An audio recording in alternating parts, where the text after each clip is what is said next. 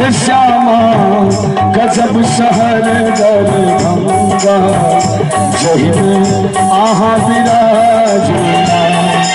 हे मैया आहा विराजना हे श्यामा आहा विराजना श्यामा गजब शहर दरभंगा जही में आहा विराजना हे श्यामा गजब शहर दरभंगा जही में आहा विराजना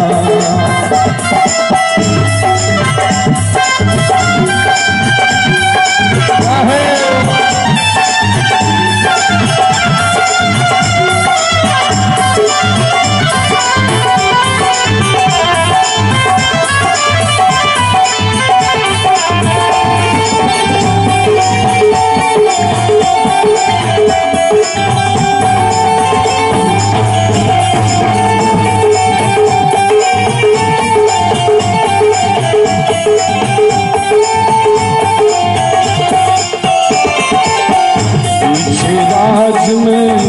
मंदिर चमके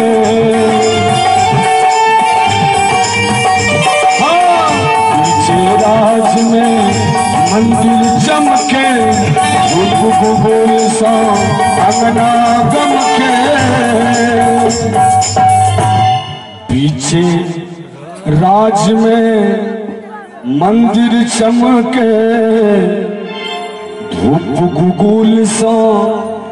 अंगना गमके हे भद्रकाली कहाँ बिना हे मैया रसियारी वाली कहाँ बिना और काली पूजा समिति से हो तो उपलब्ध थी रसियारी के तो उनका सबसे चाहत जोरदार ताली अपना गांव के नाम पर श्यामा गजब शहर दरभंगा सही में आहा विराजना श्यामा गजब शहर दरभंगा सही में आहा विराजना जही में आहा विराजना जही